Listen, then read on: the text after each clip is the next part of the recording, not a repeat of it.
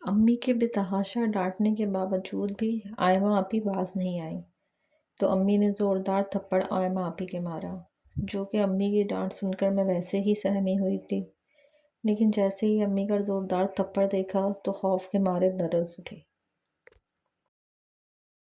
میرا نام فروا ہے اور میرا تعلق کسی بہت ہی اعلیٰ خاندان سے نہیں ہے، یا یوں کہوں کہ میں اس خاندان سے تعلق رکھتی ہوں جہاں آج بھی بیٹیوں کو زیادہ پڑھانا بیکار سمجھا جاتا ہے۔ پر آئمہ آپی بھی قسمت کی دیوی مہربان تھی، دادا، دادی، چچا، بابا، گھر کے ہر فرد کی وہ جانتی ہیں۔ بابا سب سے بڑے بھائی تھے، تو یوں آئمہ آپی پہلوٹی کی اولاد ہونے کی وجہ سے بہت لاڈلی تھی، اور اسی لاڈنے نے بدتمیز اور بدلحاظ بنا دیا تھا۔ میرا کردار اس گھر میں صرف آئمہ آپی کی ڈانٹ سننے، ان کے کام کرنے اور کوسنے کھانے کی حد تک تھا۔ ہوا کچھ یوں کہ آئمہ آپی کالج جانے کے لیے بضد تھیں، پر ابو امی ان کی شادی کرنا چاہتے تھے، پر لاڈلی ہونے کی وجہ سے دادا دادی سب آئمہ آپی کے حق میں آواز بلند ہو گئے کہ بیٹی کو کالج جانے دو، اور یوں آئمہ آپی کامیاب ہو گئیں۔ جس کالج میں آئمہ آپی نے ایڈمیشن لیا وہاں لڑکے لڑکیاں دونوں ہی پڑھتے تھے۔ یوں آئمہ آپی روز کالج تیار ہو کر جانے لگیں۔ پہلے تو امی نے ان چیزوں کو اگنور کیا، لیکن پھر بعد میں امی بھی آئمہ آپی کے رنگ ڈھنگ دیکھ کر چوکنا ہو گئیں۔ ایک دن آئمہ آپی کالج سے لیٹ ہو گئیں۔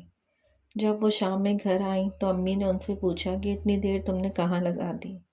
تو وہ غصے سے بولیں، ایک تو اس گھر میں ہر وقت پہرے دار کھڑے رہتے ہیں، ارے بھائی اپنی دوست کی برتھ ڈے میں چلی گئی تھی، اور یہ کہتی ہوئی سیدھی کمرے میں چلی گئیں۔ اب ہر دوسرے دن آئمہ آپی دیر سے آنے لگیں۔ امی کو شک ہونے لگا اور انہوں نے آپی کی دوست امیمہ سے رابطہ کیا۔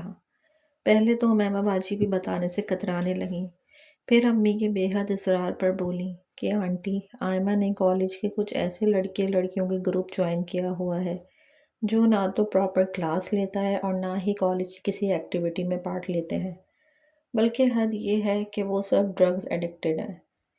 یہ سننا تھا کہ امی کے سر پہ آسمان ٹوٹ پڑا اور وہ خاموشی سے رونے لگی۔ امیمہ آپی نے یہ بھی بتایا کہ آئمہ آپی بھی بھرپور اس گروپ کو جوائن کر رہی ہوئی ہیں اور ان کا ساتھ دیتی ہیں اور خود بھی ڈرگز لیتی ہیں۔ امی کے پاس نہ تو کچھ سوال کرنے کو تھا اور نہ ہی کوئی جواب دینے کو تھا، اس لیے انہوں نے خاموشی سے فون بند کر دیا اور سوچو کہ ایک الگ وادی میں کھو گئی کہ پتہ نہیں کہاں مجھ سے میری بیٹی کی تربیت میں غلطی ہو گئی۔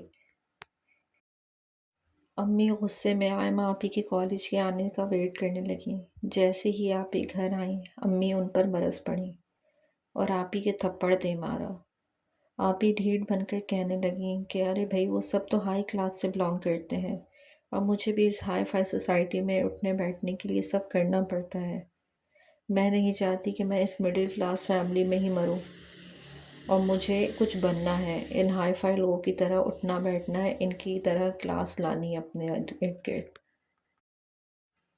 امی حیران تھی آپی کی ڈھٹائی پر۔ امی نے ابو کو سب کچھ بتا دیا اور کہا کہ فوراً اس کو اچھا سا رشتہ دیکھ کر اس کو رخصت کرو، ورنہ یہ ہمارے منہ پہ کالک مل دے گی۔ ابو جو کہ موقع کی نزاکت کو سمجھ گئے تھے، اس لیے انہوں نے بھی خاموشی سے حامی بھر لی اور کچھ نہ کہا۔ رشتہ ڈھونڈنے والی کو بلایا گیا اور ہر اس جگہ کانٹیکٹ کیا گیا جہاں سے آپی کا اچھا رشتہ درکار ہو۔ امی ابو سب ہی یہ چاہتے کہ آپی کی اچھی جگہ اور بہت جلد سے جلد شادی ہو جائے، لیکن ہوا کچھ یوں کہ آپی کی کچھ دن بعد طبیعت بگڑنے لگی، اور جب انہیں ڈاکٹر کے پاس لے جایا گیا تو جو ڈاکٹر نے بات بتائی وہ سن کر امی اور ابو کے پیروں تلے زمین نکل گئی۔ امی ابو دونوں کو یقین نہیں آ رہا تھا کہ ہماری نازو پلی بیٹی کے ساتھ آخری ہو کیا گیا۔ ڈاکٹر نے بتایا کہ آپ کی بیٹی کے دونوں گردے ناکارہ ہو گئے ہیں۔ بے تحاشا ڈرگس کے استعمال نے آپ کی بیٹی کے گردوں کو ختم کر دیا ہے۔ اب امی کو یہ سمجھ نہیں آ رہا تھا کہ آپی کو اس بات کے بارے میں کیسے بتائیں، لیکن پھر ابو نے ہمت کر کے آپی کو یہ بات بتائی کہ تمہارے دونوں گردے ختم ہو گئے، تمہارے بے تحاشا ڈرگس نے تمہیں زندگی سے دور کر دیا ہے۔ آپ بھی پہلے تو رونے لگی اور پھر احساس ندامت ان کی آنکھوں میں اتر آیا۔ امی ابو نے انہیں خاموش کرایا اور انہیں تسلی دی۔ سچ ہے کہ ماں باپ اپنی اولاد کو کسی حال میں اکیلا نہیں چھوڑتے، اور اولاد کا بھی یہ فرض ہے کہ ماں باپ کو رسوا نہ کرے اور انہیں اذیت دینے کا باعث نہ بنے۔ ساری زندگی اولاد کو خوش کرنے اور اس کی اچھی تربیت کرنے ماں باپ گزار دیتے ہیں، لیکن آخر میں ان کے ہاتھ کیا آتا ہے؟ اولاد کی رسوائی، جو کہ اولاد کو یہ پتہ ہی نہیں چلتا وہ کب رسوائی کے دلدل میں دھستی چلی گئی۔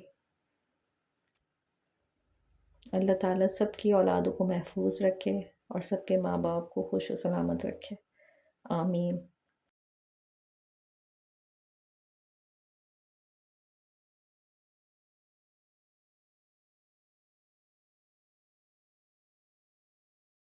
ماں باپ اللہ تعالیٰ کا وہ بہترین تحفہ ہے جس کی قدر کا اندازہ ہمیں تب ہوتا ہے جب ہم خود ماں باپ بنتے ہیں۔ اس لیے اپنے ماں باپ کی قدر کیجیے اور ان کو رسوا نہ کیجیے۔